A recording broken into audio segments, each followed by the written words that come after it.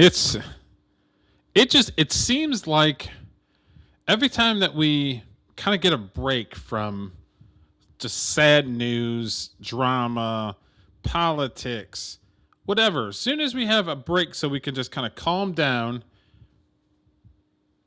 it just keeps happening over and over and over again. So yeah, we're going to get into it today. Just kind of a hangout stream. I've got some stories that we're going to talk about, and then yeah, we'll go in. We'll get it done as we always do. All right. Always do it on my own, so I gotta get through it. And the only thing I know is to love what I'm doing. Never give up, never slow, till I finally prove it. Never listen to the no's, I just wanna keep moving. Keep my head up when I act, head up, that's a fact. Never looking back, I'ma keep myself on track. Keep my head up, staying strong, always moving on. Feel I don't belong, tell my thoughts to move along. Push myself to be the best, die with no regrets. Live with every breath, see my message start to spread. And I had so many dreams, then you hit your teens. Life ain't really what it seems, try to find out what it means. Always do it on my own, so I gotta get through it. And the only thing I know is to love what I'm doing. Never give up, never slow, till I finally prove it. Never listen to the no's, I just wanna keep moving. Yeah, I put out all this art, it's my only medicine. Yeah, everything I do, I'm just being genuine. Yeah, I'm sick of being screwed, feel my own adrenaline. Yeah, I do just what I do, and I hope you let me in, yeah.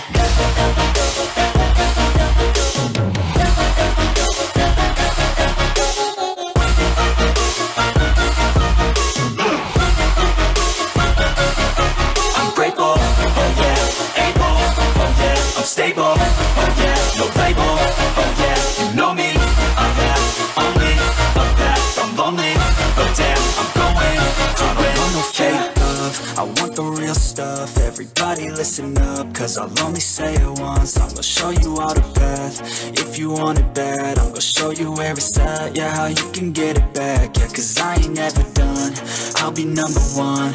Working hella hard until I get just what I want, yeah. Rises like the sun, yeah, fatal like a gun. Shooter's gonna shoot and I'm gonna shoot until I fall, yeah. Always do it on my own, so I gotta get through it. And the only thing I know is to love what I'm doing. Never give up, never slow, till I finally prove it. Never listen to the no's, I just wanna keep moving. Yeah, I put out all this art, it's my only medicine. Yeah, everything I do, I'm just being genuine. Yeah, I'm sick of being screwed, feel my own adrenaline. Yeah, I do just what I do, and I hope you let me in, yeah.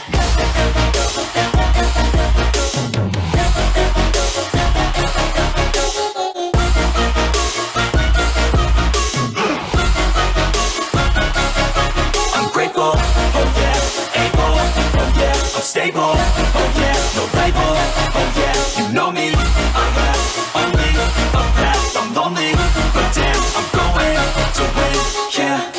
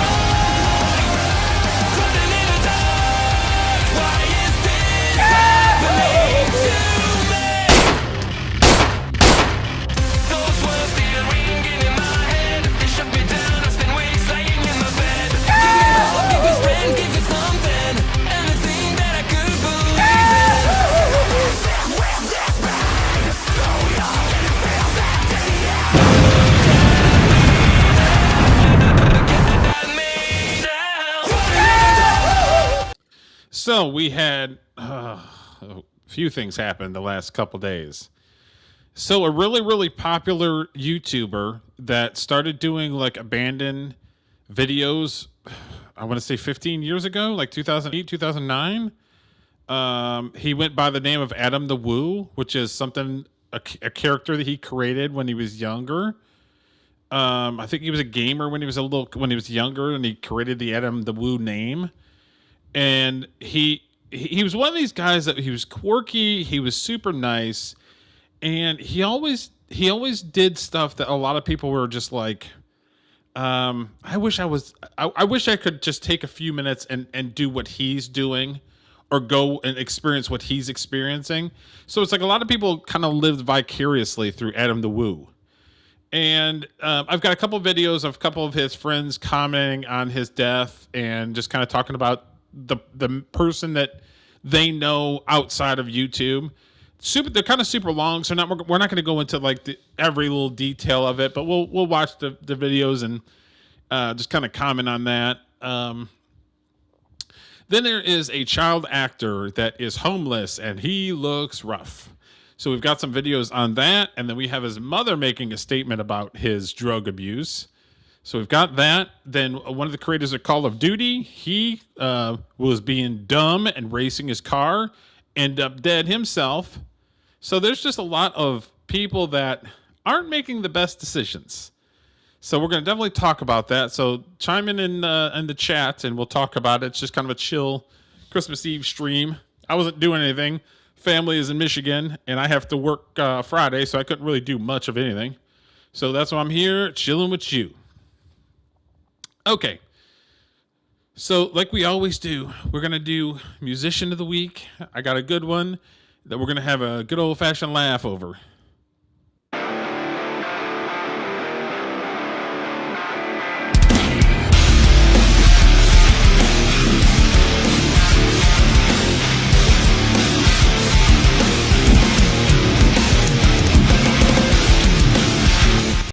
Okay, so let's do this.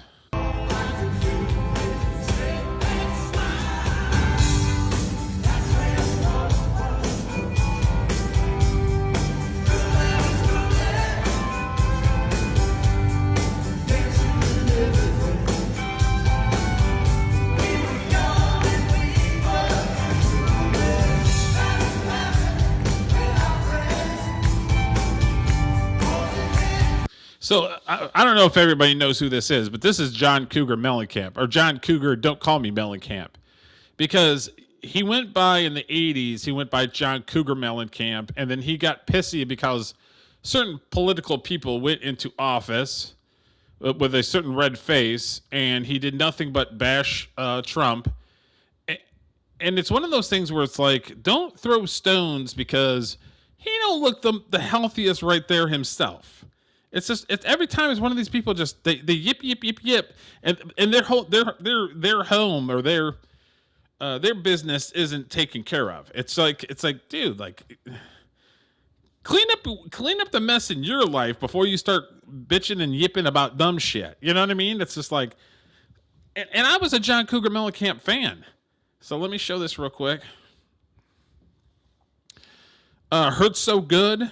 Check it out. Pink Houses, Cherry Bomb, which is the one he's singing. I mean, 80s, early 90s, Jack and Diane, Rockin' the USA. I mean, he has some great freaking music in the 80s. Rockin' the USA came out in 85. Jack and Diane came out in 82. Cherry Bomb came out at 87. Hurts So Good was 82. Pink Houses was 83. I remember listening to all this stuff when I was a little kid. I was born in 77, so I was, 6 or 7 when some of these songs came out? Great freaking songs, but he don't sound that great right now.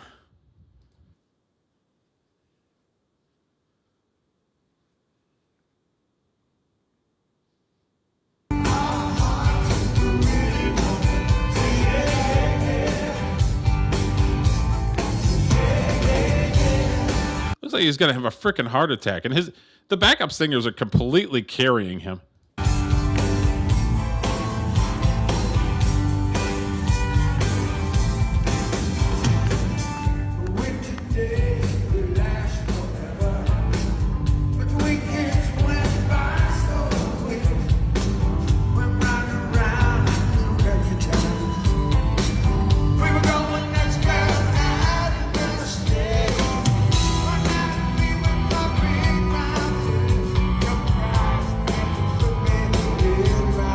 It's interesting. All of the pro-America people back in the 80s and 90s are communists. I mean, they're backing basically communist takes from people, and they were just pro America, pro USA, pro everything. It's crazy.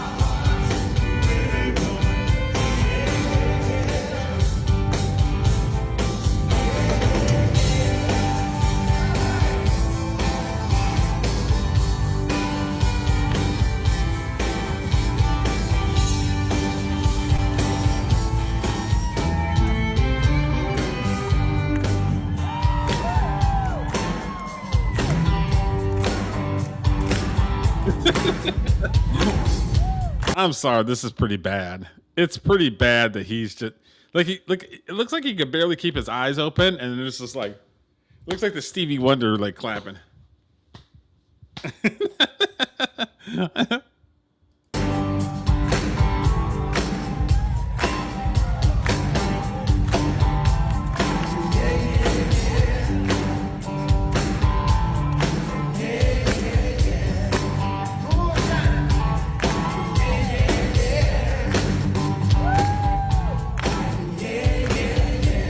Oh, absolutely, keyboard.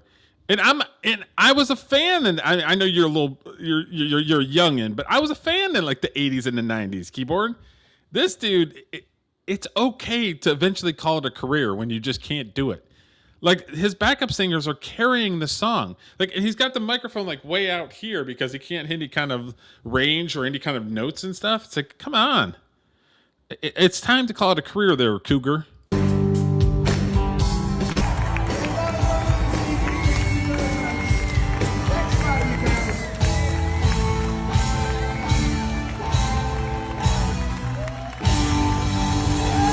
And the suspenders were cool like back in the day, but now he's got like the old man where it's like up here near his like man boobs, basically. It's like way up here. Oh boy. So yeah, that's our Giant Cougar Mellencamp. That's our musician of the week.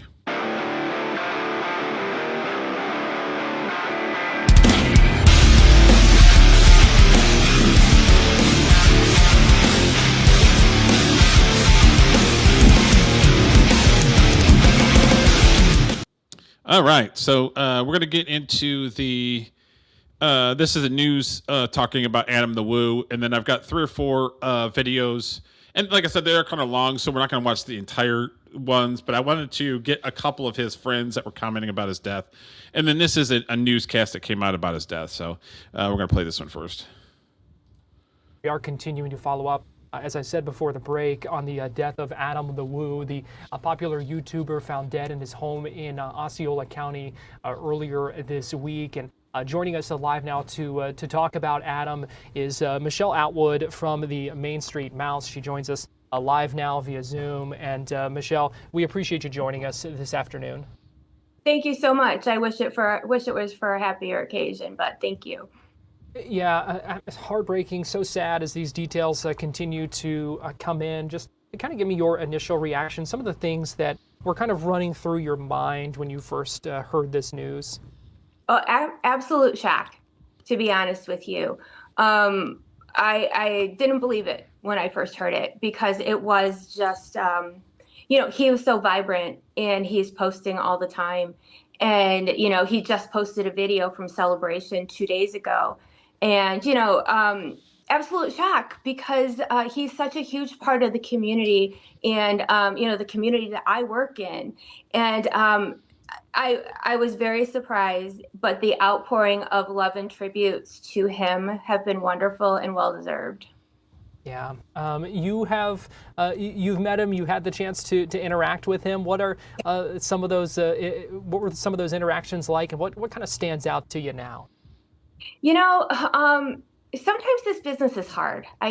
So I started watching Adam the Woo when he was working at a feed store, and he was working at a few different retail places.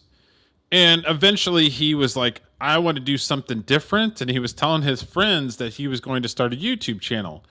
But back when he first started, because he's early YouTube, I don't even think monetization was a thing, or it was just kind of starting when he started. That's why he was using Patreon and other things as far as for people to donate money and stuff. So I started watching him when he was living in a van, traveling around the United States, and just doing his videos the way that Adam the Woo always did his videos. And that's when I got him, because it was just like, this guy's interesting kind of dude. I like interesting. So it's like I'm going to give at least a moment to be able to watch something, or I'll give it a minute and say, okay, this guy's an interesting guy. Like, where's he going with this? And then it's just kind of to see the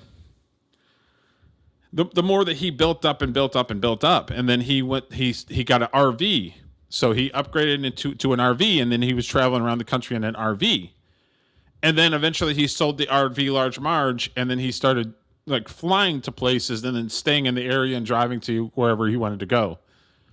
And then he started doing baseball stadiums, where he wanted to go to all the baseball stadiums like one time. I'm a baseball guy. I played baseball as a little kid. So, like, of course, I'm going to be like, oh, yeah. That's something that I would always love to do, is go to all the baseball stadiums and check them out. At least go to one game, you know what I mean? Be able to go to Fenway for one time, you know what I mean? So he started doing that. So it's just like the more and more that he started branching out and started doing other content, I was just like, oh, this is cool. And I've been watching him forever. And then he had 2 days ago, he did a video, a Grinch video, where he was driving his golf cart around Celebration. He found like the Grinch that was like a local cosplay actor of the Grinch. And he's like, you want to get my golf cart? And the Grinch came on the golf cart, and they're driving around Celebration, Florida. It was a great video. So much fun. And then all of a sudden I wake up the next day when I watched it, and they said he passed away. And I was just like, what happened? Like he didn't look like he was like sick. You know what I mean? Like you watch somebody and it's like, oh, there's something going on. They look sick. They look like they're not feeling good or anything. Like he never gave that vibe. And then all of a sudden I woke up the next morning and he was dead. And I was like, this is freaking crazy. Now I've got some theories, but those are just theories, and we can talk about it during the the videos and stuff like that. So Can't lie. And Adam was one of those that just took everything in stride. No drama, no stress, no anything. He just really enjoyed what he did. And he's done it for a very long time. And not that I know of. I haven't heard anything about a keyboard. So from what I understand is German at Venice was supposed to do a live stream with him or do videos with him. They showed up at his house. He wasn't answering the door. And then they're like, that's not like him. He always answers the door, or he always answers the phone. So then they were worried about him, and they got a ladder and looked in the window, and found him in his bed. So he's unresponsive in his bed. My theory is he's 51? I mean, it's middle age, but it's just one of those things where it's like, maybe he took some medication that wasn't, didn't do the job, or we'll see. So I don't know if it's, maybe he took some medication that somehow, or he did go overseas. So there could be some vaccine stuff that he had to take because he was going overseas. So that's on the table. So only time he's going to tell till they release the autopsy about it. So very good at it. And the rapport that he built up with his audience, people felt as though they knew him personally, because what you saw on camera is exactly what you saw when you met him. Very, very nice, very genuine. Just a really good person all around. And our community really has lost a good one. It's very sad. Yeah, you talk about the community, of travel and theme park bloggers and vloggers, and I imagine there's quite a bit of competition there. But at the same time, when something like this happens, you do kind of see that you're on the same team, and there is obviously some sort of a community there. Can you talk about that? Absolutely. And, like for myself, I don't view anyone as competition. These are my colleagues. And I believe that Adam felt the same because he just was so kind. And you never got that feeling of a pull or push with him. He just loved doing what he did, and he did it well. And he didn't just cover theme parks. He used to go to old movie locations, roadside. Yeah, it's just the freedom to be able to do what you want and not have to worry about um money for the next week or whatever. So it's like I said, there was a lot of people that liked him because of his personality, but there's also a lot of people that liked him because they were living vicariously through Adam. And I think that's something that I think he took and I didn't know him, but just based off of watching him and everything through the years, he took pride in the fact that people were kind of living vicariously through him. So Attractions. I know one time he told my husband about one that he had to see across, like way across the country. Just little things. So he had a very broad, he covered a little bit of everything, but it was all travel. And the Adam that you saw is the Adam that you would meet, very genuine. And, our community, there's so many of us that, yes, we're colleagues, but we're also friends. And when something like this happens, it shakes us all. And I was very surprised, yet kind of happy to see the recognition. And I'm so surprised that this is taken off nationally for him. And to me, that just shows you what kind of a person that he was. And for so many of us, we're still in disbelief. He was one of the good ones. And it's just really shook the community and so many people that followed him because they knew him. Yes, you watched his videos and such, but you really knew Adam. And that is something that is wonderful and definitely is going to be very missed, very missed. You talk about the outpouring of support from the community. What does that mean in the aftermath of a loss like this that, like you said, really has shaken you and shaken your colleague? Absolutely. It's funny because last night, I'm not even in Florida. I'm in Michigan visiting family. And I got one message and then I got another and another and another. And shout out, Michigander. So many. And these are the people I work with. And, is it true? How can this be? Somebody just saw him yesterday. And we're all kind of in mourning about that because at the end of the day, there's so many of us, especially as old schoolers that have been doing it for years. Like I've been doing it 15 years. Adam was just, a few years around that same time. And we really respect each other and we really care. And this is just something, like I said, that has shaken the people that we work with, and it's still it's very hard to believe, and especially if you watch the video that he just did a couple days ago.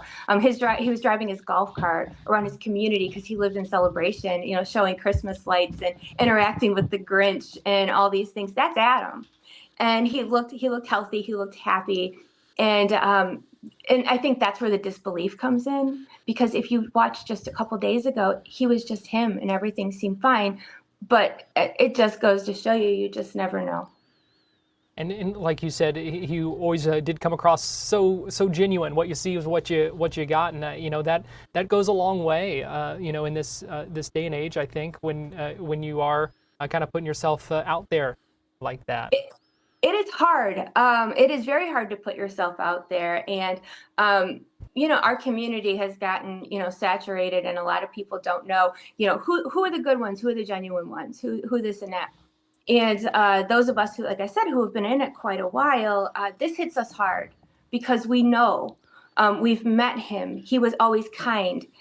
Everybody in our local community, the Orlando area, has met him at conventions. We have a convention. He came to ours and did a beautiful video for us, not asked. He did it out of the goodness of his heart, but that was Adam. So many people know him in our area.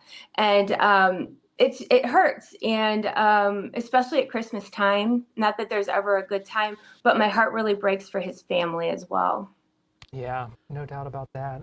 Yeah, and it was interesting because, like I said, following him throughout the years, you kind of get some of these patterns. And he moved back to Florida because he was in L.A. for a while, and then he was in Anaheim, and then he kind of moved around, and then he moved back to Florida to be closer to his parents. And usually, he always says that he's going to his parents' house usually about a week before Christmas, like the major holidays. He goes to his parents' house, which is interesting that he didn't go to his parents' house 2 days before Christmas, 3 days. So it's interesting how. Not sure about that. Yeah. What is his legacy? What would you say is how he will be remembered, and how his work as well will be remembered? I would say a world traveler, somebody who loved life, somebody who just liked being out there, and not just traveling for himself, but sharing experiences with his audience. Like if he went someplace, he wanted those that followed him to basically come along with him and Yeah, live vicariously through him, basically. And I think that's what kind of, I don't know, energized him, basically. see the things that he was seeing. And again, he just was so kind. And I think that the outpouring, it's made national media. It's everywhere. I think that's a true testament of the kind of person that he was, and he will always be remembered. He had such a huge following, and it's just very hard. It's very hard, and his legacy will definitely live on. It's not just with the colleagues, but for the millions of people that followed him.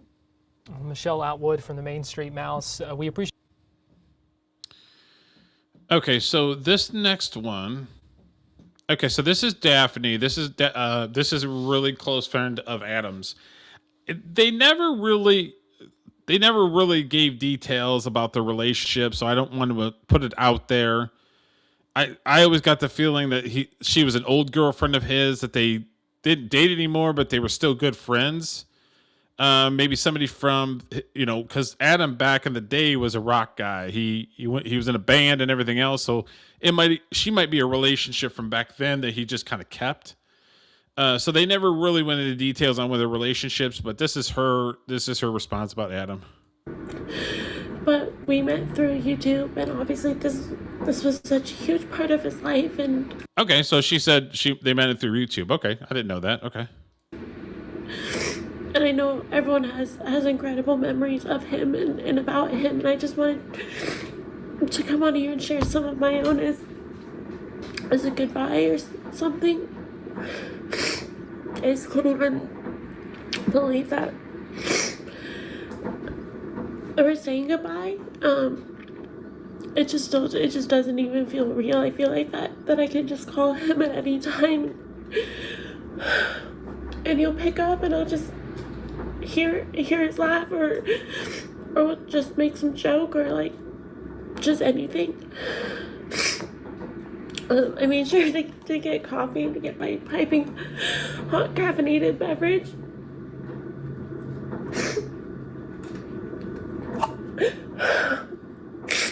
And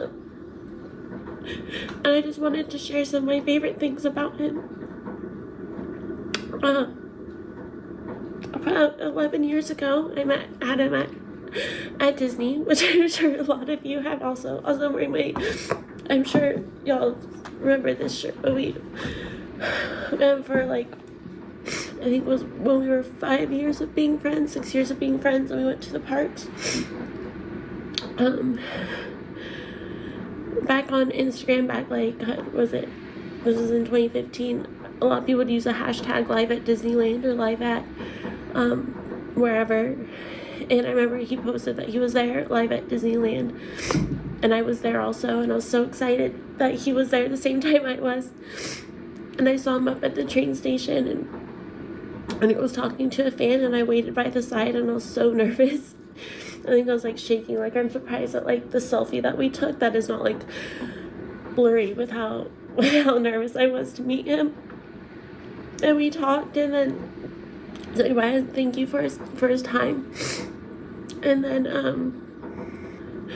we met again later at Dapper Day that year, and then we started hanging out, just quickly became really great friends. And we became best friends, and our friendship and our relationship was into every side of the spectrum that you can imagine. I loved him so much.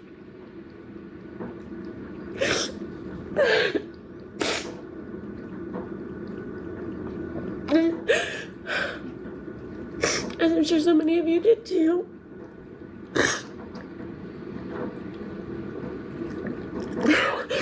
So I just wanted to share I have some things here that just hold a lot of memory.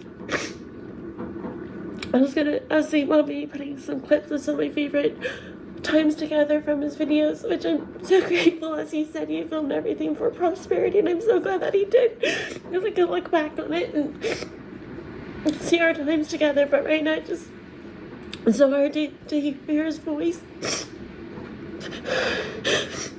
But sorry. My favorite thing. Yeah, it's one of those things where she's saying sorry, but she doesn't really have to say sorry. I mean, it's one of her best friends just passed away. It's one of those things. There's no apology needed. You know what I mean?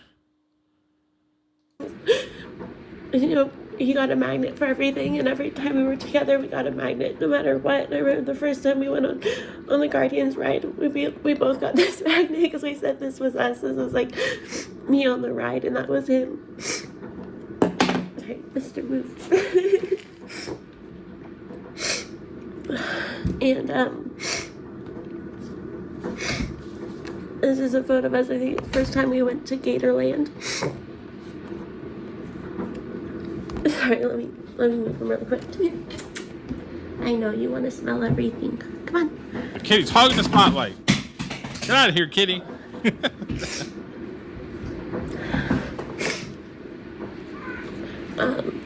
One of my favorite memories is that we went on this cross-country road trip, and we started in Nashville, and sorry, you're gonna hear Mr. And I went all the way to LA, and on that trip we went to Graceland. That was one of my favorite memories. This has been on my fridge for so long, that's why it's kind of like. If you ever have a chance to go to Graceland, please do. It's absolutely incredible.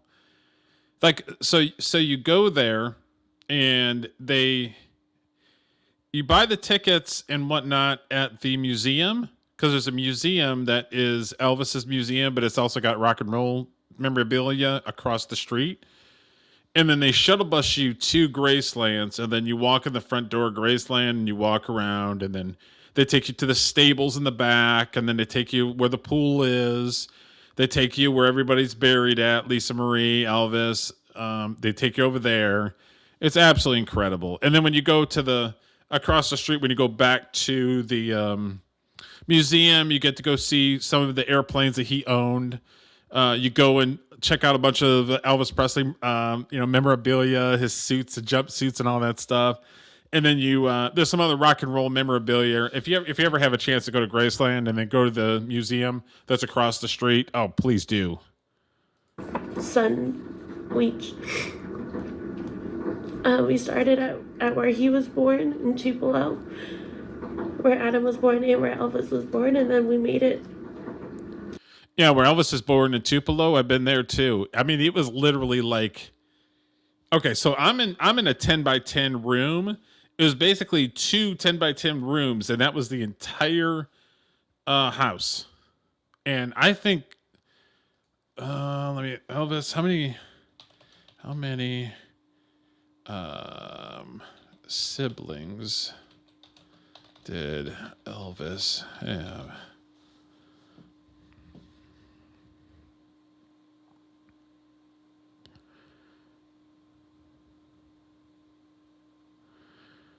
The incredible Elvis Presley lifestyle began with Elvis Aaron Presley was born, Diverning Gladys Presley, in a 2-room Tupelo, Mississippi in 1935. Yeah, I've been there. Like, it's literally like 2 of these rooms, and It's crazy.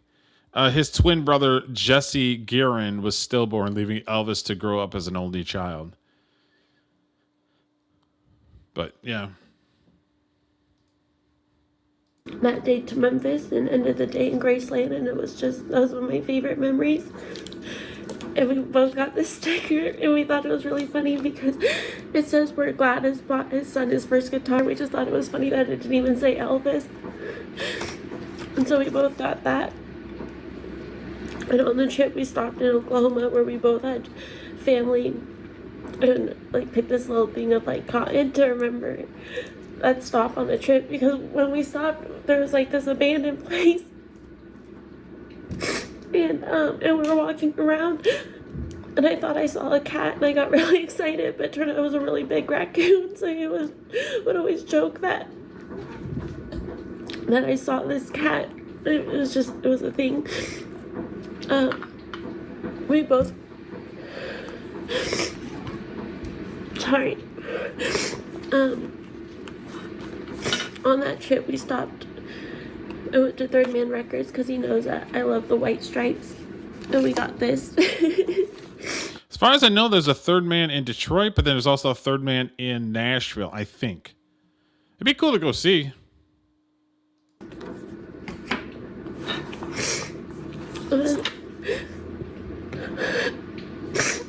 He got me his birthday card, and I think that this just really encapsulates whatever, how much he loved everyone.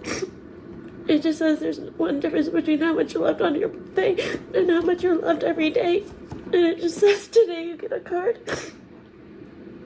And he drew this thing in it. And just, happy birthday to one of my favorite people and best friends ever. I'm glad you're in my life. And that was one of the last things that we touched to each other. So yeah, that's Daphne. We'll do a couple of the other ones as well.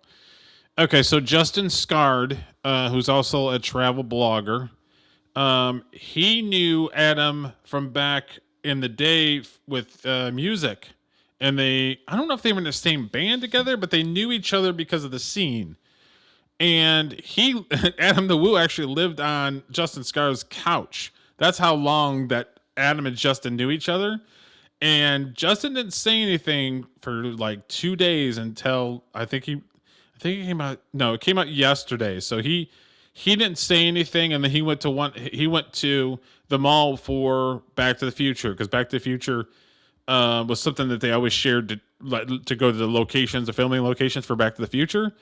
So he went to the mall that Back to the Future, the parking lot where the Libyans, and then the Libyans are shooting rockets and stuff. Yeah. This is the parking lot. I've been there too.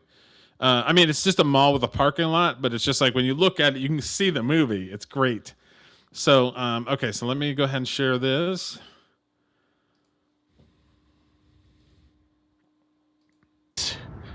Full of memories this morning to talk about one of the most important people who's ever been in my life. Some brothers you're born with or your parents give you. Other brothers just come from God, come from the universe, come from somewhere. Some people come into your life who are just pillars. Friends that are just almost more than blood, friends that change your life forever. And that was the case with my friend, and probably your friend too, Adam, who you all knew as Adam the Woo.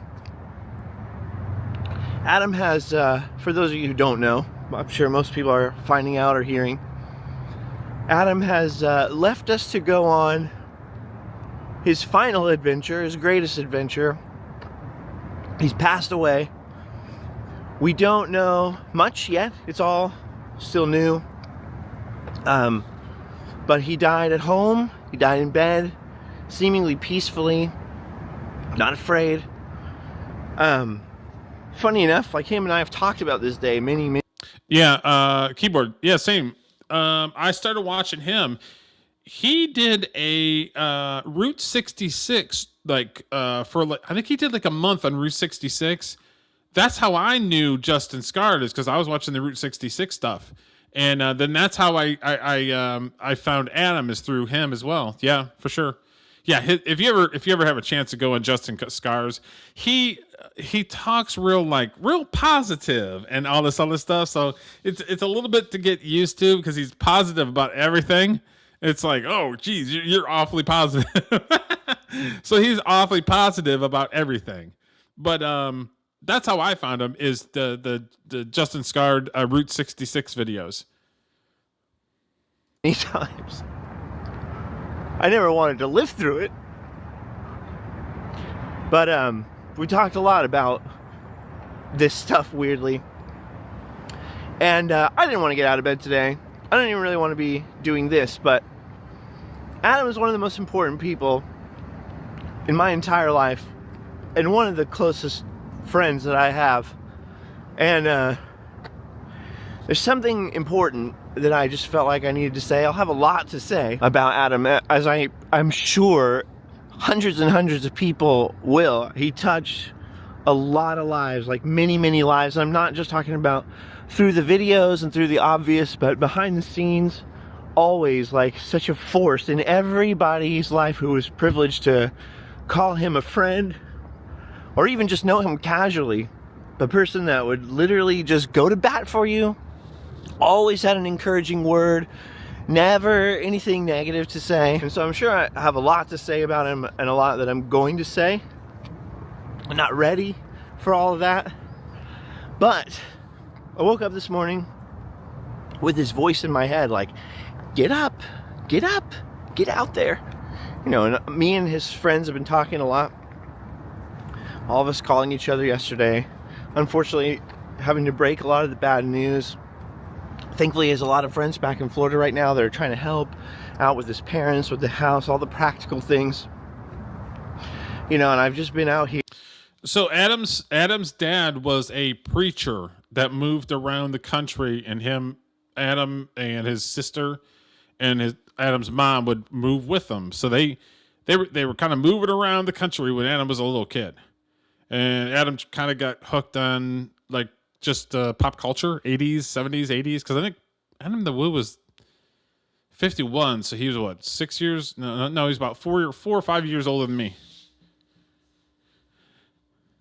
Here, sharing the news, commiserating with people, crying a lot, trying to wrap my head around it, you know, and all that stuff. But there's one thing that I wanted to say now, just before everything gets carried away, and we've already seen like TMZ and People Magazine and all kinds, the news reporting about this stuff, which for the record, he's absolutely laughing.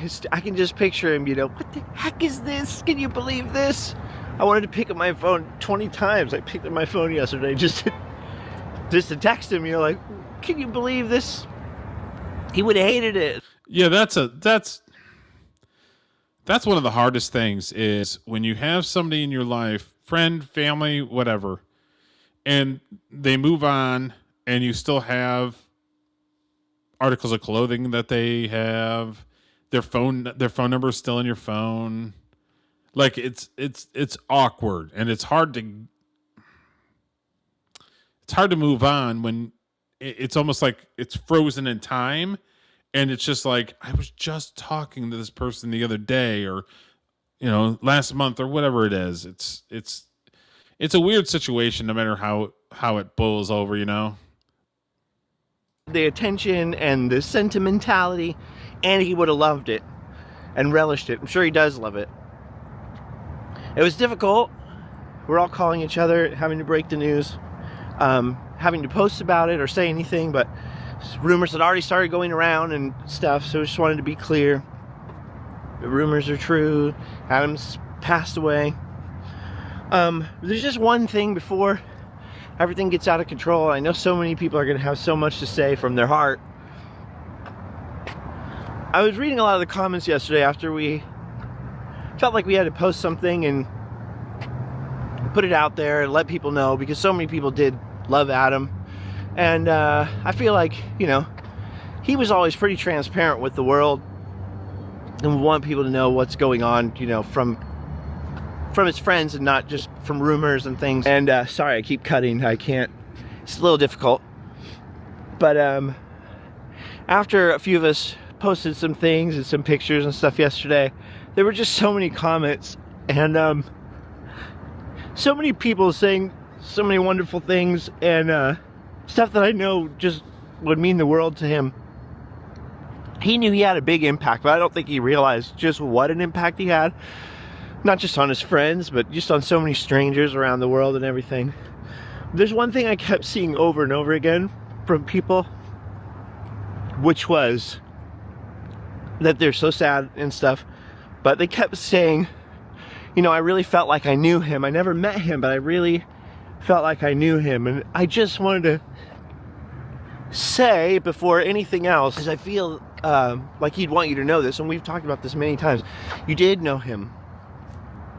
Adam gave the best part of himself to everyone, to every friend in his life, to every person with a little channel that was like, hey man, I'm really inspired by you. He'd be like, let's film together, let's do something. Adam gave so much of himself and then gave the best part of himself in those videos, in those adventures. He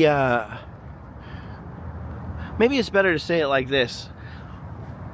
I met Adam more than 15 years ago when we were both just in crappy punk bands. Nobody knew who we were. No one knew who he was. He was working at a feed store, living in this apartment in St. Cloud with one towel, as my band fondly remembers, because when we stayed with Adam, we all shared one towel together. And he quit that job at the feed store. We were on tour together. He's making these little YouTube videos, and we had been friends on the internet for a couple years before that. We made friends because of Back to the Future. And I started being friends with Adam because I had this Back to the Future website and some other stuff and my band and everything. And he started out as like just like a fan in a way. Like, dude, this is awesome. Your music's awesome. Your thing is awesome. And that would be like the theme of me knowing Adam for the rest of our time together. With everyone he met. If he met someone who was into something creative, someone who made art, somebody who had a band, made music, anything, he was just the most encouraging, dude, this is so cool, awesome, whatever. But like I said, when I met him, he hadn't done really much of this stuff yet. And we were making silly videos and stuff on tour. And he was like telling me, dude, I think one day I'm gonna quit my job. I don't know how I'll make money. Keep in mind, he couldn't be monetized or anything like that. Said, dude, and he had like, 100 subscribers. I'm gonna quit my job. I'm just gonna do YouTube full time. And everybody in the whole band or anybody who was around, like, are you freaking crazy? As a matter of fact, yes, I am.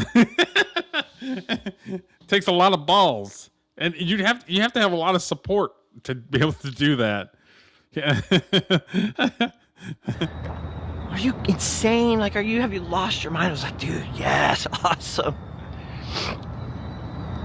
And like the first time we went to Disney World together, like, we had no money. He would literally go to Cosmic Rays Starlight Cafe and grab paper cups and put pickles and like free tomatoes and stuff in them. Like, it's a free salad. And he always talked about, like, dude, it'd be so cool if like I could get to 1,000 subscribers. It'd be so cool if 1,000, can you imagine if 1,000 people saw a video, or like you could make 1,000 people laugh? And I got to see him. It took a long time, actually, that first 1,000. I got to see him drop out of the whole world and reach that point, like just focus on nothing but that. Get to 1,000 subscribers and go, dude, I've made it. Quitting my job, I'm moving into my van. Came out here to California. Spent many weeks living in my driveway or on my couch. And one place that we came right away was here, because he had always dreamed, dude, one day I'm going to see all. And I don't know about his parents, but I know my parents, if I was to do that, they would be like, you're out of your frickin' mind. Like, what is wrong with you? Like, you lost your damn mind. Just quit your job, move into a van. It's good. It's okay. The Back to the Future spots. We got to do videos. And over the years, I got to watch Adam, like a psychopath, zoom in and focus on one goal at a time, one little step at a time, and hit every goal, every dream, everything he set out to do. He would pursue like a madman and make it happen. They're just like a couple of kids in punk rock bands, you know, just a couple of dirty average Joes, a couple of scumbags, as Adam would have put it, just nobodies. You know, pretty soon after he was doing that, he was really always on me, like, dude, you gotta do it with me, come on, you gotta make videos with me, dude, be in front of the camera. He changed my whole life. But I watched him build his new life, the life that everybody out there would get to share in eventually, from absolutely nothing. And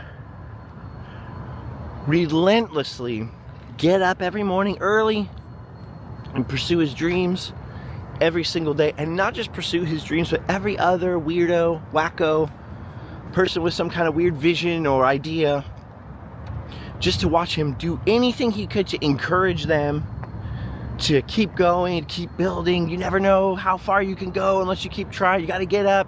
One of his big things, something that he call me often, tell me, quit talking about it and do it. You know, he's not the kind of person who would suffer sitting around talking about plans for too long before it's like, dude, let's get out and do it. You know how many people that are out there that do that stuff where it's nothing but just talk, and they don't actually do whatever it is that they are passionate about. Even if it's just 15 minutes in a week, whatever you're passionate about, they want to sit there and talk about it and not actually do it. So it's like, it's rare anymore, is where people actually put their money where their mouth is.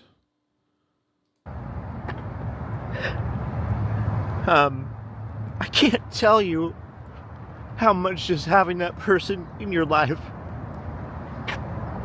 someone who believes in you absolutely more than you do yourself, that is willing to just push and, you know, share everything he's learned with you. Like I say, he started out as my fan. Dude, you're cool, Back to the Future thing. I've never been, I want to go there. And then became like, not just a friend who was like your biggest fan, always rooting for your biggest cheerleader, but then like he was, you know, got famous almost, and just so successful with what he was doing, and always turning around and trying to pull you up. He was very much like the older brother that I never had. That was one thing about Adam when I watched his videos, is he always had new creators. He always had somebody that was just like, well, who's this person? Oh, who's this person? What's going on with this person? He'd always bring new people. Because there's a lot of people like in general, not necessarily just YouTube, that are just like, it's mine, it's all mine. Screw you, you can't have it.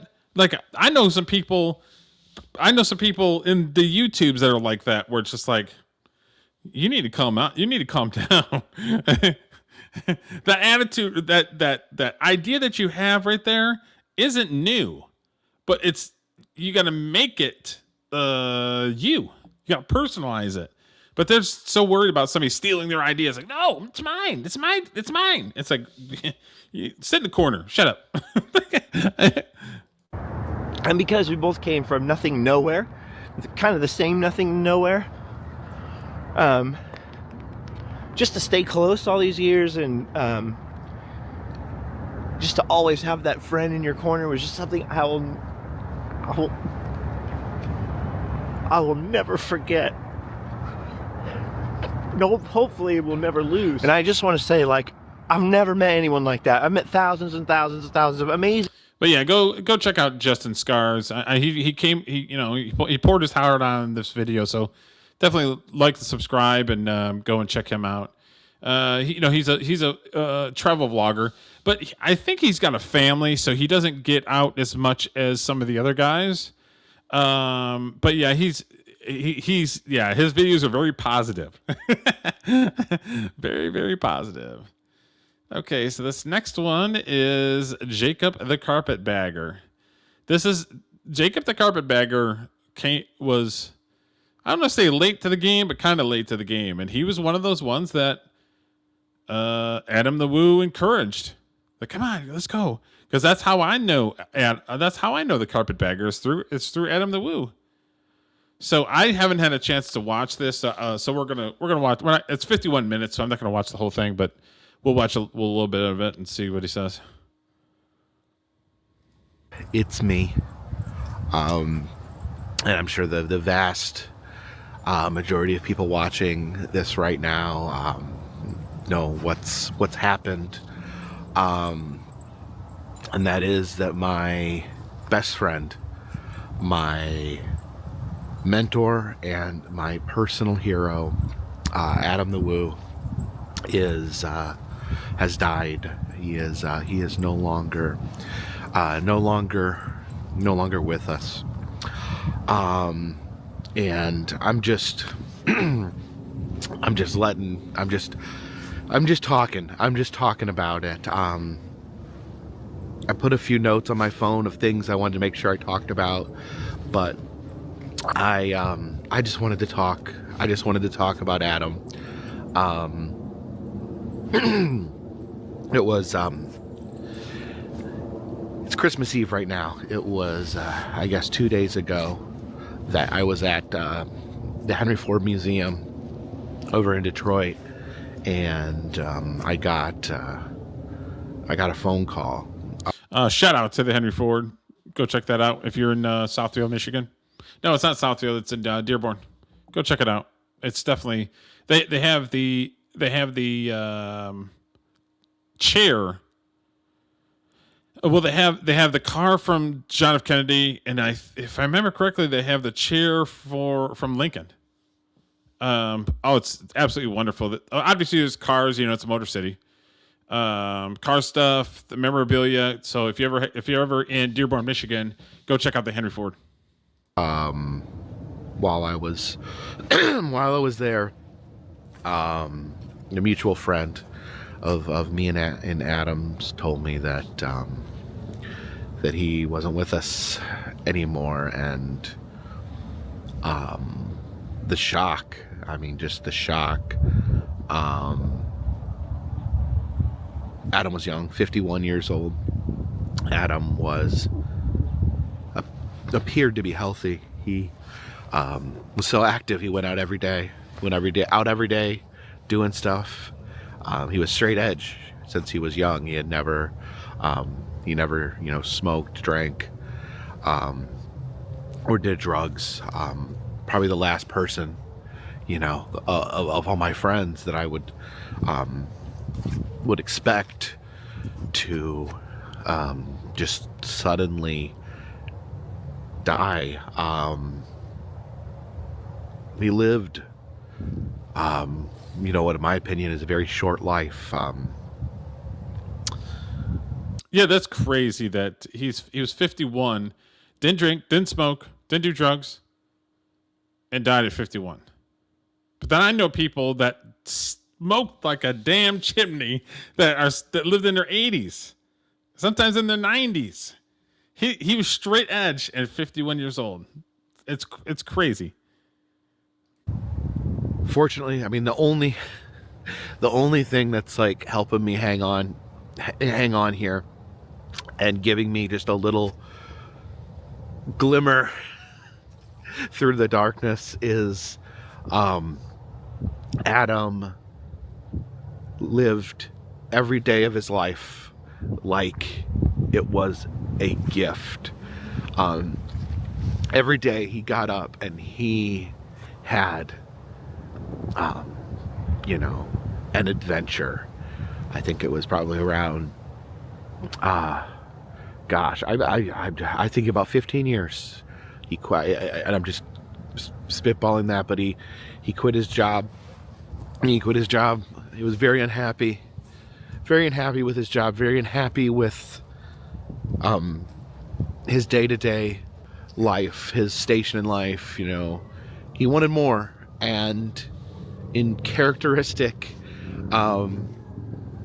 Adam form, he wanted something and he did it. And you know, for probably a more coherent tribute, Adam's friend Justin Scard put out a video talking about Adam, and it was perfect. It was beautiful. It gave so much insight to who Adam was as a person. But like Justin said, it was, you know, Adam didn't like to sit around and talk about things, about what I'm going to do one day, what I'm going to do. Do it. You know, he wanted to get out there and do it, and that's what he did. He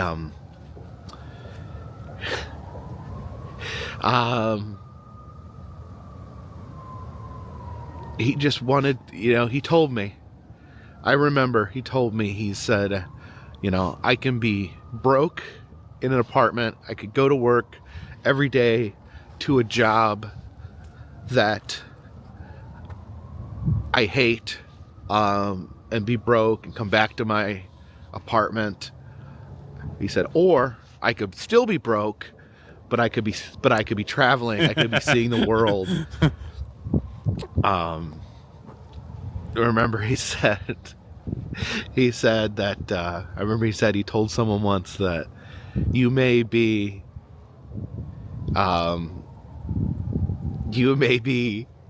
sitting at your office and I will be out here broke but standing next to the world's ball of twine with a big goofy look on my face, because that's you know, things were more important than money to Adam, and he was willing to sacrifice everything to do what he wanted to do. And people, up till the day he died, you know, there was people that told Adam, you shouldn't be doing this, you should be doing something different, you know, you should live more like everyone else. And Adam never cared. He never cared. You know, Adam played in punk rock.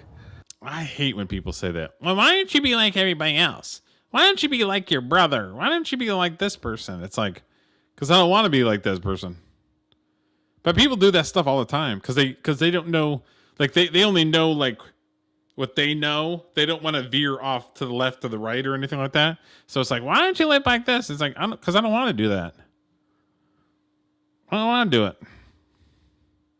Bands. But, you know, he lived that punk rock lifestyle. It was more than how he dressed. It was more than, you know, the music he listened to him. It was, you know, punk rock was, he didn't ask permission. He didn't ask for help. He just did what he wanted, and he didn't care. He didn't care if other people approved of that. And he lived this life. You know, everyone thought he was crazy, and he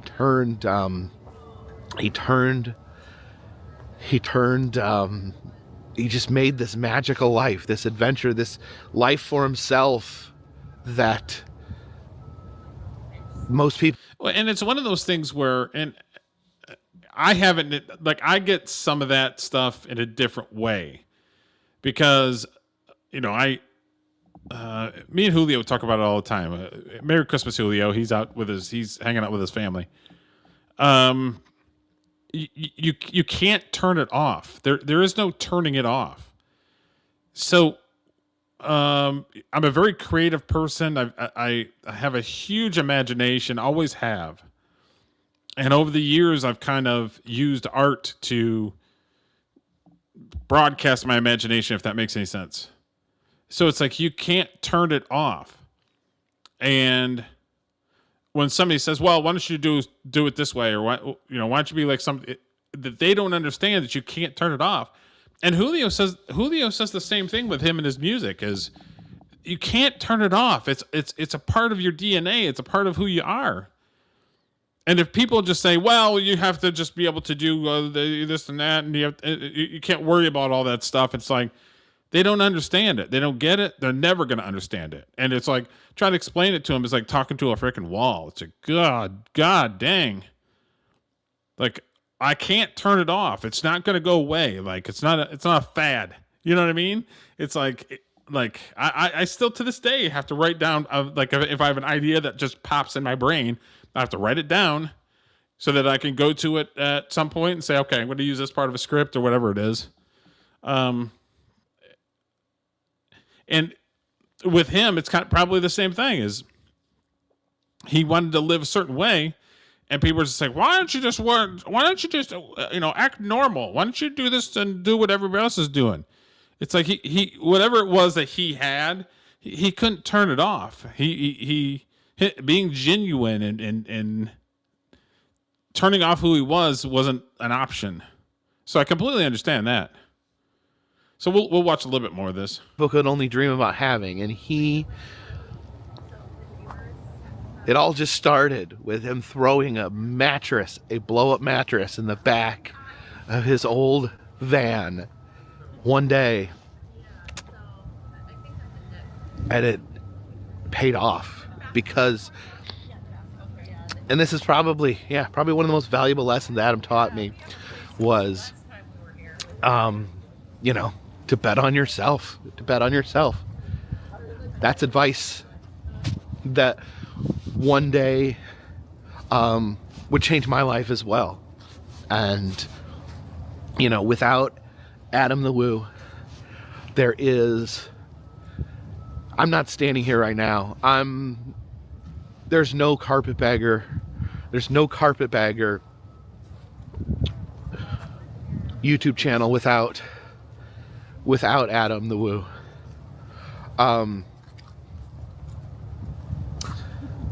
I first became familiar with Adam when I had a passion. Always, for years I had a passion with traveling, roadside attractions, and abandoned places. I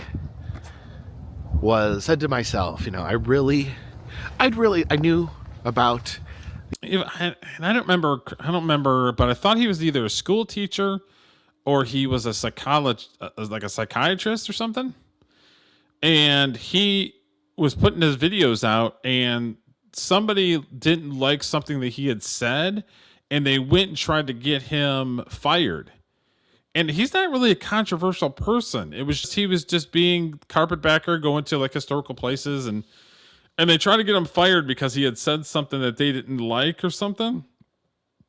He's not like a political guy, which is weird.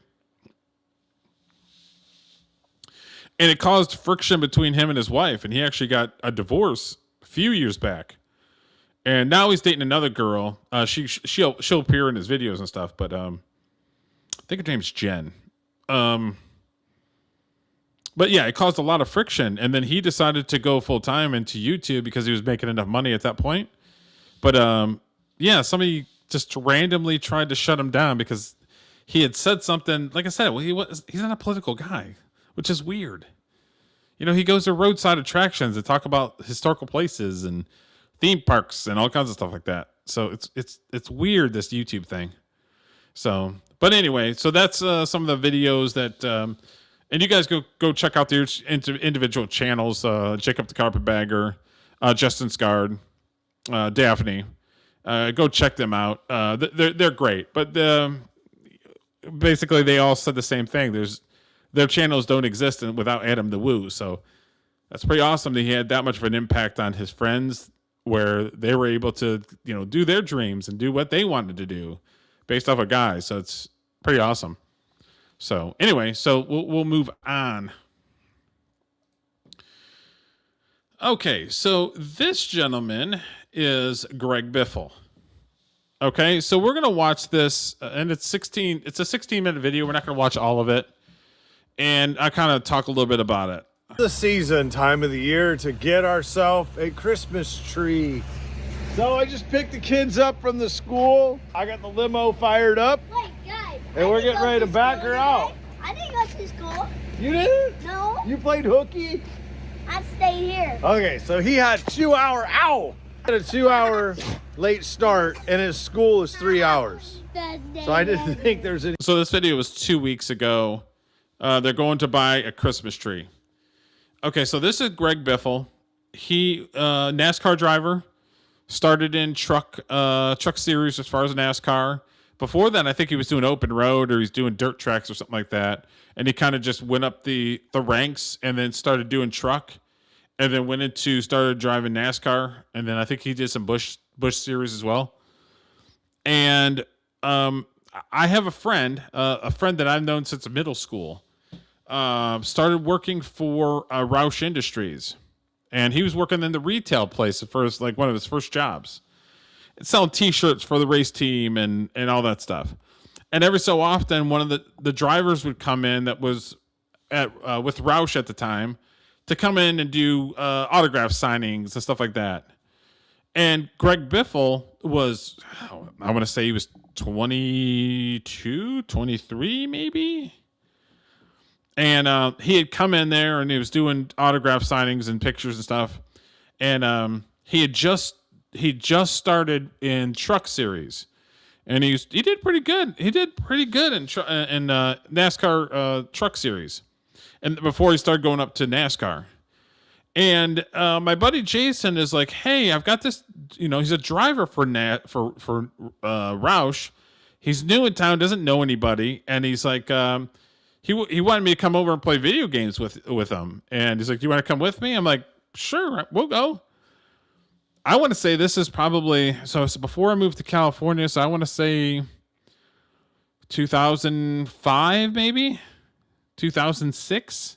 I moved to California in 2008. So it was maybe a couple of years before that. And Greg Biffle was early 20s, wasn't married, didn't have kids.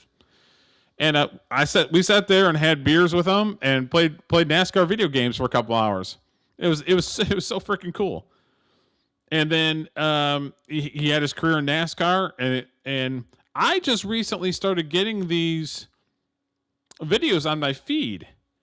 So we're gonna watch a little bit more of this video, and then the next video is gonna be something.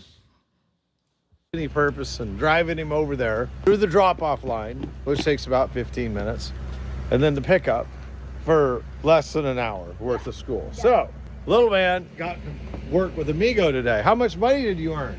Nothing. What? No. Nothing? Anyway, we are ready to go Christmas tree hunting and see what we can find. How big a tree are we gonna get? How big? Emma, how big? Like This size. size? Yeah. Taller than you? We get the size of this truck.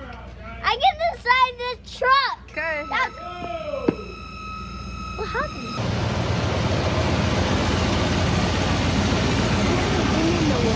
Look at these. Be careful, be careful. All right.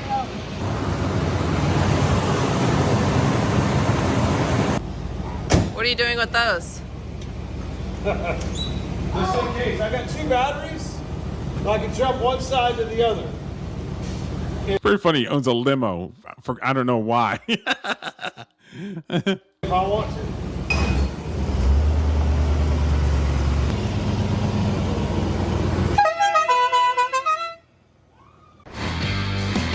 You're watching the Biff's YouTube channel.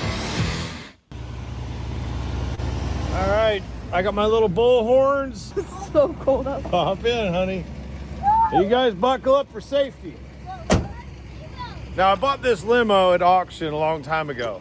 This thing was dark blue, and I had it painted white, put a new vinyl top on it, put the bull horns on it, made it the Boss Hog limo. I put the Dukes of Hazzard horn on it, and I haven't done anything else to it.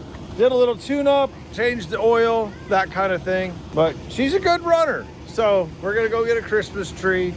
How fitting to take this and go tree hunting. So this place we're going is very special because it's right next to the barn that was featured in. So the barn where they filmed getting the car out of the rafters, we're going to buy a Christmas tree right next door to that barn. Let's go check it out. Do we have enough stuff to tie it on? I'll probably stop at the shop and grab something. I need some rope. It was cut off, but he's talking about Days of Thunder, the Tom Cruise movie, Days of Thunder. The barn where the car was up in the rafters. That's what he's talking about. Christmas tree? Yep, we're going to get a Christmas tree, bud. And this? Dad, honk it. You want to honk it? Yeah. All right, here we go. Do it again. Yeah!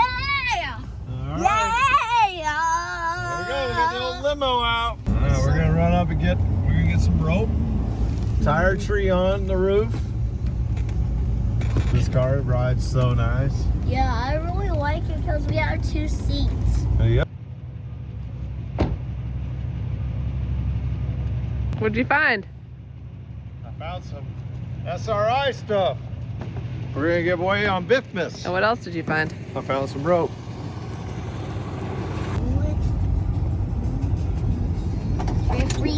Is it okay that the car is shaking a little bit? Oh yeah.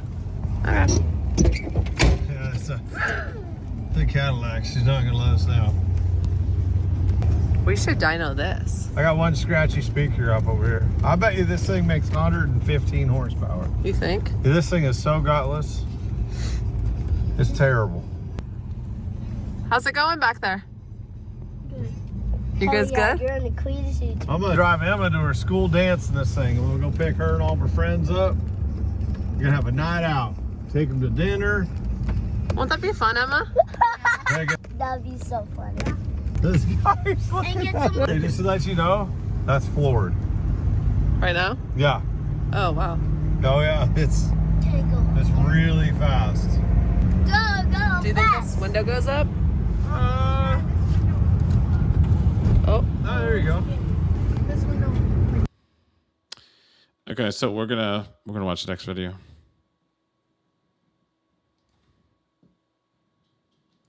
We begin on Eyewitness News at 4 with major breaking news. Highly renowned NASCAR legend Greg Biffle and his family have been killed in a fiery plane crash. Good evening, I'm Greg Warman. And I'm Darlene Jones. The video is just horrific.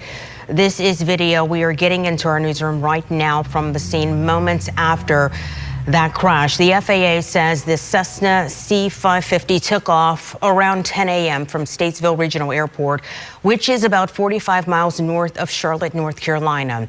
But then the Cessna turned around and crashed while trying to return. Data from FlightAware shows the plane was heading here to Florida, Sarasota, in fact, Bradenton International Airport. There was fog in the area at the time, but it's still too soon to say if that was a factor in this fiery crash. Yeah, the plane en route to Sarasota, then on to the Bahamas for Christmas. The NTSB is heading to North Carolina right now to investigate the sports world, the NASCAR world. Pretty freaking sad. Him and his entire family are gone.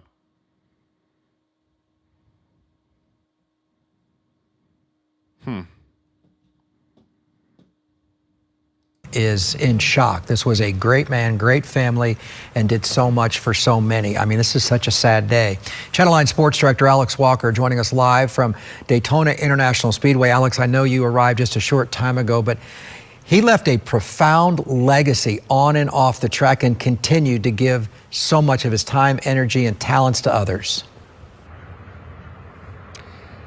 Greg, yes, he did. This is a tremendous loss for the NASCAR community. Greg Biffle was a household name in the racing world. He was recently named one of NASCAR's 75 greatest drivers. And we're here at Daytona International Speedway.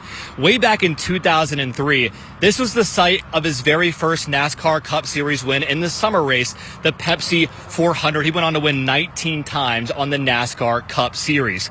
He was also on the pole in that 2004 Daytona 500, and his legacy, as you mentioned, is somewhat even greater off the racetrack. Last year during Hurricane Helene, if you don't know the story, this is pretty amazing. He helped a number of people during the flooding. He risked his life to save hundreds of others in rescue missions. He was actually flying a helicopter to and from the Statesville airport to help these people that were stranded.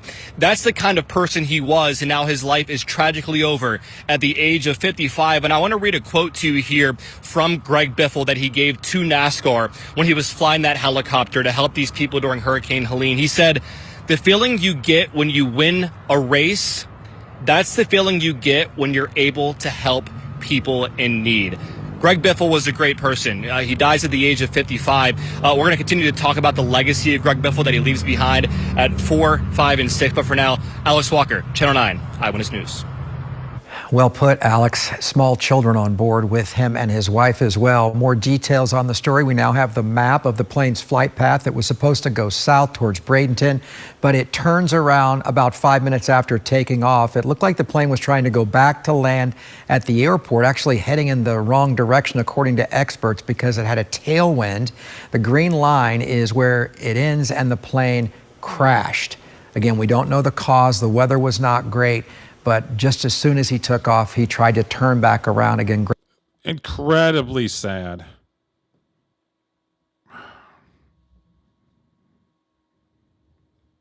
Yeah, I mean, I met him long time ago, but him and his entire family gone before Christmas. Sad. It's real sad.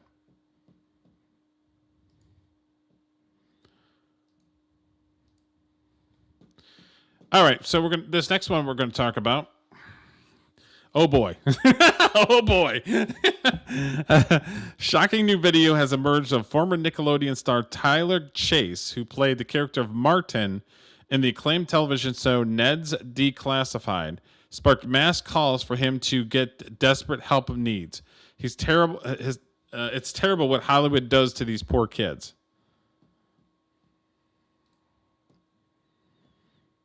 I wonder what the pilot was doing. It'd be interesting what you and your okay. So Aiden is I know him as keyboard, but he goes to school for aeronautics and flight. So it'd be interesting what some of your teachers would say about it.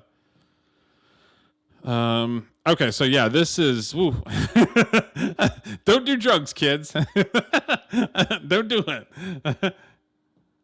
Okay, so I have a couple different videos regarding this gentleman right here. So he ran into a formal child star. Didn't you do Nickelodeon?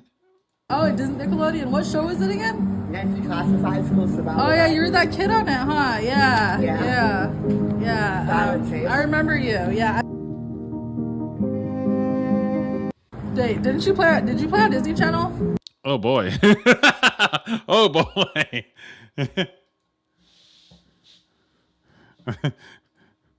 I mean, life is just goes off the rails. Here's another video of him. Yeah, man. So you got the key, right? Are you gonna remember to keep the key? Yes. Okay. God bless you, Jesus. All right, man. Do you want TV on or you're fine? I'm okay for right now. I'm gonna check out the room. Yeah. Check everything out. Make sure it's all good for you. I'm gonna come back and holler at you, man, and we'll talk more about trying to get that situation squared away so we can do the rehab or whatever we need to. Okay. Okay. Thank you so much. Give me a hug, man. Love you, brother. Love you, man. Too. So happy to see you, dude. Thank you. I'm so happy to see you as well. You're the man, brother, and I believe in you, and we're gonna win, bro. All we gotta do is stay with it and keep working, dude. Okay. Every day. Okay? Give me a hug, man. There we go. You know you gotta play. Either Tylor is really small, or the guy trying to help is large, a large individual. Could be a little bit of both.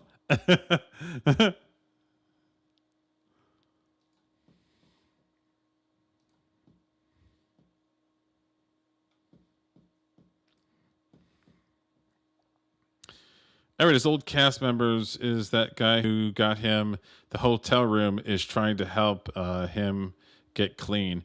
Oh, that's an old cast member? Okay. I mean, I was already older when that came out, so I never watched it. Okay, so this one says, okay, let me share this real quick. Okay, so it says his mother doesn't want any money raised for him. She wants him to get medical treatment. He obviously is refusing and living out there by choice.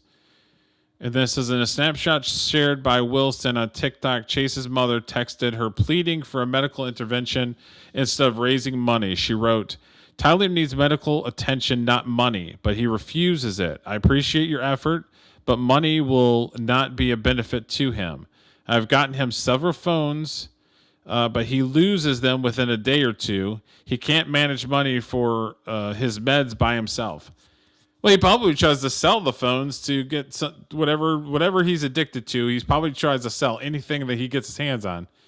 Wilson responded by agreeing to stop donations, but conveyed her wishes to give the money raised for the GoFundMe to Tylor Chase's mother. She said, Understood, I will stop the donations, but there is money that I'd like to at least give you because I don't know what else to do with it.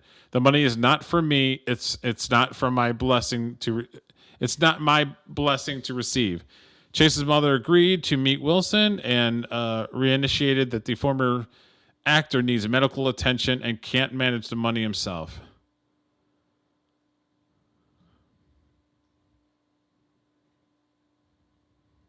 It's one of those things. Is like I had a cousin that died of alcoholism, and he had a great job, married, had a couple kids, nice house, and it still wasn't enough.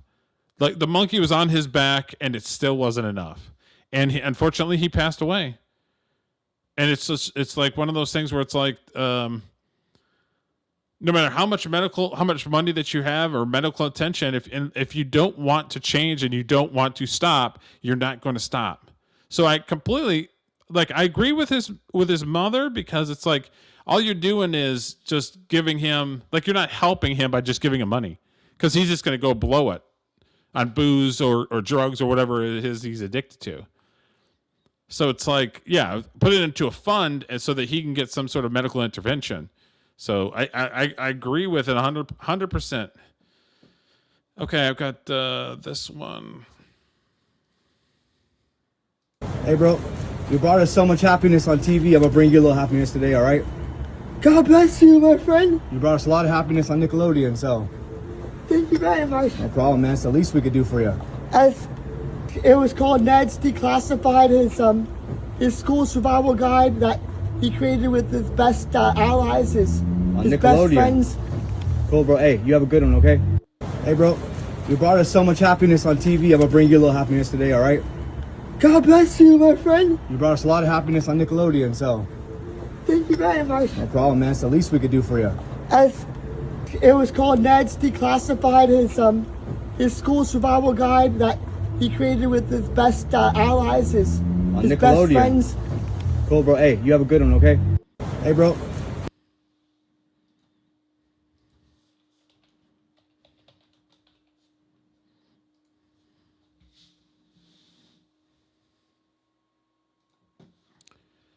Of course, you kicked me out, punk.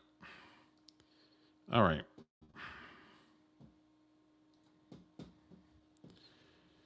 Okay.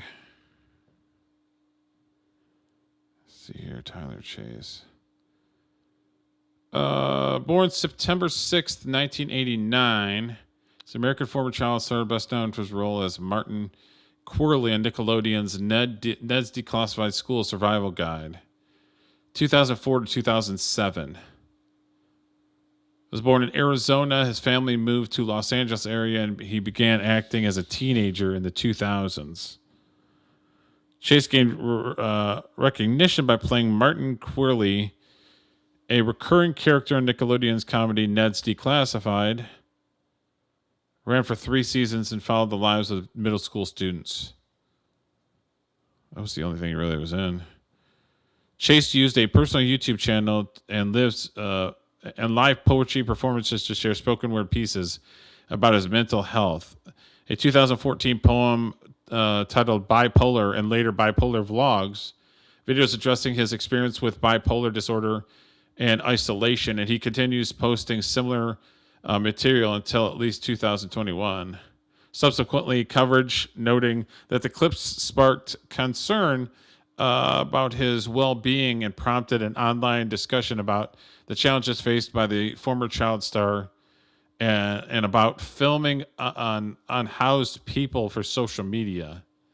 I hate the word unhoused. That's just again, that's not helping anybody. Well, because we have to name it a certain thing. It's like the guy needs help. Period. End of story. I don't care if it's homeless, unhoused, or whatever the fuck you call it. It's so stupid. Devin Werkheiser, Daniel Curtis Lee, and Lindsay Shaw discussed Chase's situation on their podcast, September 2025. Following the new viral video in December of 2025, a GoFundMe campaign was launched, raised $1,207 before being shut down. Chase's mother allegedly said that Chase needs medical attention instead of money. Allegedly, okay. On December 22nd, 2025, Sean Weiss, star of the Muddy Ducks film series, was previously overcame his own struggles with addiction and homelessness, publicly offered to help Chase. That Sean Weiss is the goalie. Hispanic guy. He was the goalie. Weiss announced that he was secured a bed at a detox facility and long-term treatment at 1111 Recovery in San Clemente, California, though he noted that Chase still needed to be located and agreed to accept help. He was in Ned's Declassified.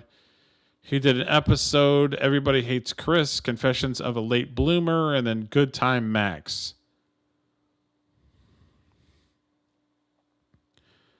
I mean, let's look at his IMDb. Let me see if it's IMDb.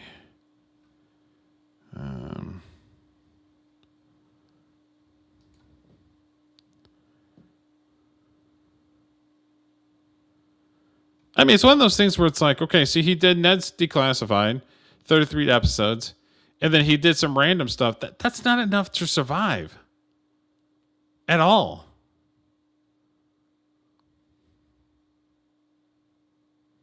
Because he's probably not, Ned's Declassified, he's probably not getting royalties or anything off of this. Like, he's not making money on any of the things that he did.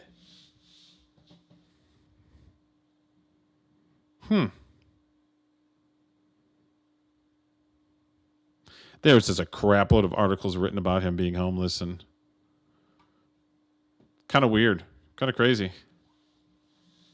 And it's one of those things where it's like, at some point you have to help yourself. I mean, you can't always rely on somebody to step in and help you. You always have to be able to help yourself in some way. And it's obvious he can't take care of himself. I mean, it's one of those things that it's like, I understand that his mom's just saying that just giving him money is not going to solve the problem. I completely agree with that. But it's like, it's obvious that he can't take care of himself. So why didn't the mom at least maybe send him to a home or something, or somewhere where they can take care of him and make sure that he gets his proper meds?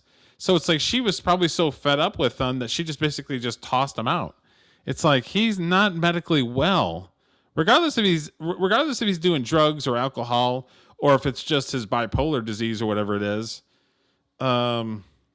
It's strange where she's just like, I mean, it's obvious he can't take care of himself, that somebody's going to have to take care of him, either a hospital or, you know what I mean? Like an old folks home, but for people that have special needs or problems or something, you know what I mean? It's wild. It's crazy. It's wild and crazy stuff.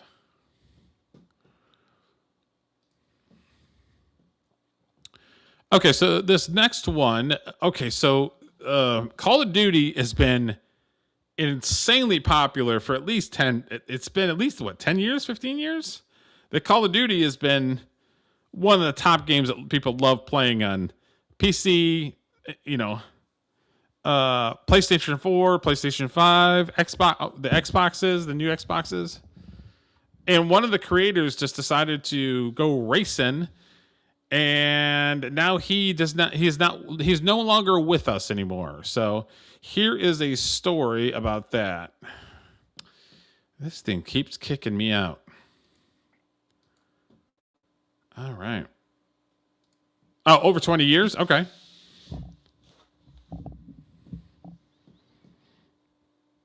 All right. Heartbreak across the gaming community. A man who helped shape modern video games and influenced an entire generation is gone. Vince Zampella, the legendary co-creator of Call of Duty, killed in a deadly crash on a mountain highway in LA County. Fox 11's Matthew Seedorf live tonight with the update. Matthew. Well, Christine, this man impacted millions of people all over the world. One of 2 people killed in this crash. Holy.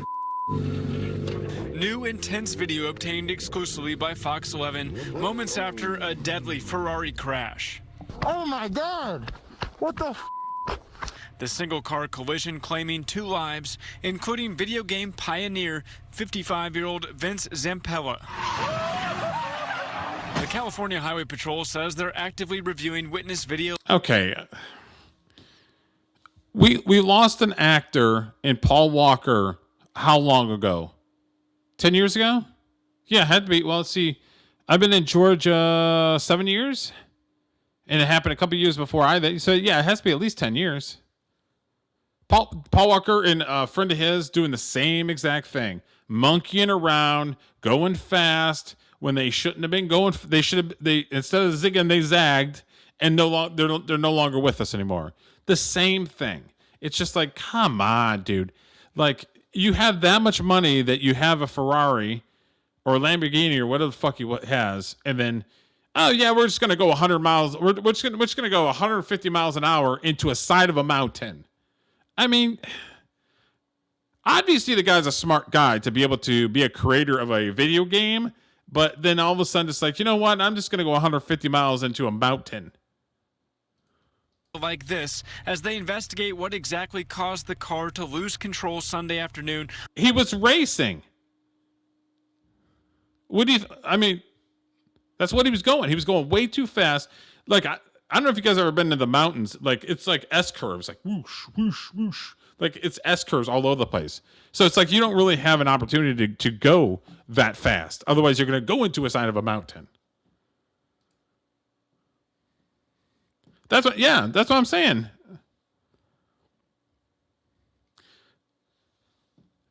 California has dirt tracks where you can literally just have at it. Spend a couple money. This guy has enough money that he can't go to Los Angeles Strip for car racing. He can't rent that shit out. I mean, these people are for being so smart. They're so fucking dumb. And then I don't even know, does this guy even have a family? I don't know. Maybe they'll say something about it. On Angeles Crest Highway, a windy mountainous stretch of road in rural LA County, popular with drivers and motorcyclists, but notorious for serious, sometimes fatal crashes. Just awful, you know, as a well-respected person in the community. Zampella, a foundational figure in modern gaming. New extraction point fast. Best known for co-creating the Call of Duty franchise, one of the highest grossing video game series of all time. Also helping build the massively successful Apex Legends universe, played by... It's a great game. Apex Legends is great. ...millions around the world. You never met him, but you know this person had a huge impact in your life. You know, I hope that whoever came across his games, his family, the community, I hope, you know, they're all right and they grieve how they need to. Zampella leaves behind 3 kids, the oldest just 26 years old. Reporting live tonight, Matthew Seedorf, Fox 11. Okay. At what point during this whole thing did he even think about his fucking kids? At what point did that happen? I mean, can anybody answer that question for me? At what point were you like, you know what? I've got some kids, and I might not want to do that exact thing right there. Maybe we'll rent the track for a half a day and go race some cars. I mean, makes no sense. Makes no sense that you have children and they're not your priority no matter how old they are. Now his kids are going to be mentally messed up because their dad was joyriding when he shouldn't have been joyriding. Good job, buddy. Good job. You get Father of the Year. That's so retarded. So freaking retarded. For what? Like what him going fast around those curves and smacking into a mountain, what exactly did that accomplish? Did it make him cooler? Did everybody go, "Ooh, you did such a great job. Everything's great." I mean, come on. It didn't do jack shit for you. And I'm not saying that I haven't done dumb shit. I'm not saying that. I'm just saying is I don't have children to think about. He has 3.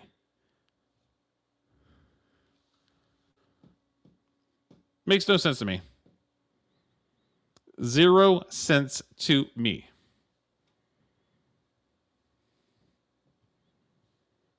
It's selfish. Oof. So damn selfish. Over dumb shit. Over dumb shit. So, all right. So I've got 2 more videos. These are wrestling related videos. So let me do this.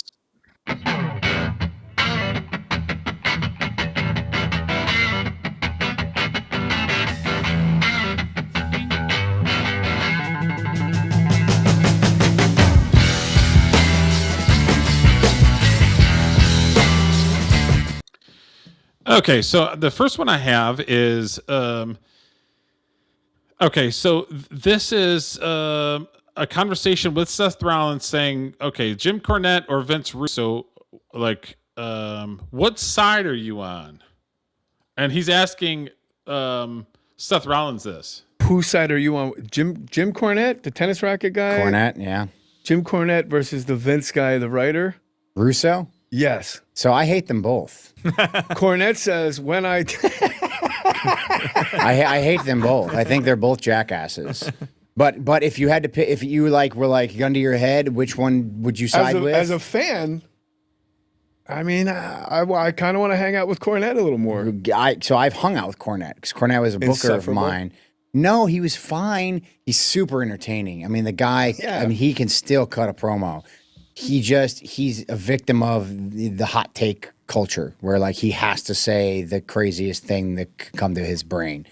And that's how he makes his money on his podcast. George the Animal Steele has Down syndrome. So yeah, but he's like Shockwave is the goat. He's an idiot. Shockwave. Fucking Joe. They're both idiots. But if I had to pick one, it'd be Cornette. Whose side are you on? Jim Cornette, the tennis racket? I mean, Jim Cornette he's a raging liberal douchebag, but he is awfully entertaining. He's awfully entertaining, especially when he was doing like the Rock and Roll Express back in the day, and he had that tennis racket, and he's all like threatening to hit people with the tennis racket. I mean, come on. He had the Rock and Roll Express, and then he had the Midnight Express. I mean, the Rocky Mountain. I remember watching that stuff when I was a little kid, but then I have relatives that are from West Virginia, so when we go visit them, they're watching WCW wrestling and they're watching Rocky Mountain wrestling. So I got to see Jim Cornette with the old tennis racket with the Rock and Roll Express and the Midnight Express. that wrestling back in the day was awesome. It was so good. Okay, here's the next one, and this one. Now I'm a Flair guy, okay? Flair, in my opinion, is Mount Rushmore of wrestling. Ric Flair is on that Mount Rushmore. But don't have him do a video celebrating a marriage. Now he's getting married. Oh my God.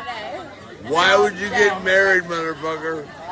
It's the worst possible commitment you could do, because as of the day you get married, 50% of everything is hers.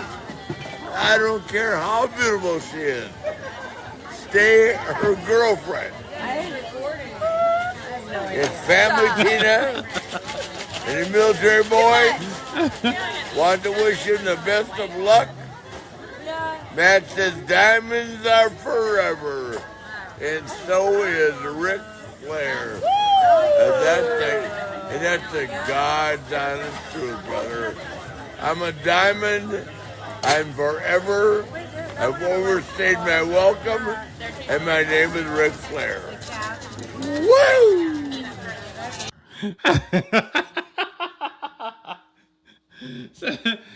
Could you imagine?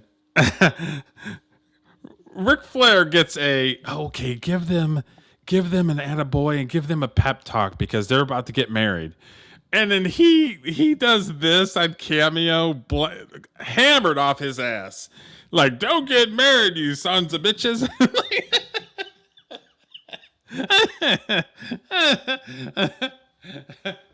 So I don't know if it's supposed to be in character. I don't know, but okay, here's the thing, because I'm a weirdo and I have a sense of humor. I think it would be funny, but his wife probably doesn't.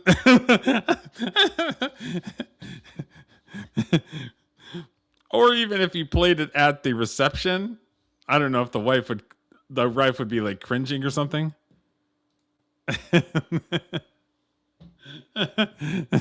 This is so damn funny. Let me play it again. Now he's getting married. Oh my God. Why would you get married, motherfucker?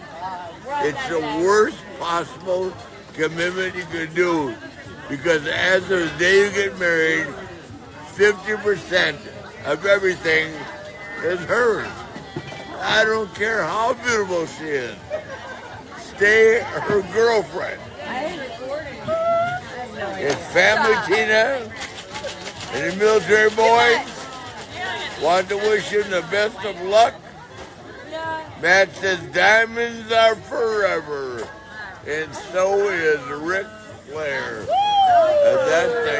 And that's the God's honest truth, brother. I'm a diamond. I'm forever. I've overstayed my welcome, and my name is Ric Flair. Woo! That's great. Diamonds are forever, and I am Ric Flair. He's the gift that keeps on giving all year long. That's too funny. That is too funny. Why would you get married, you son of a bitch?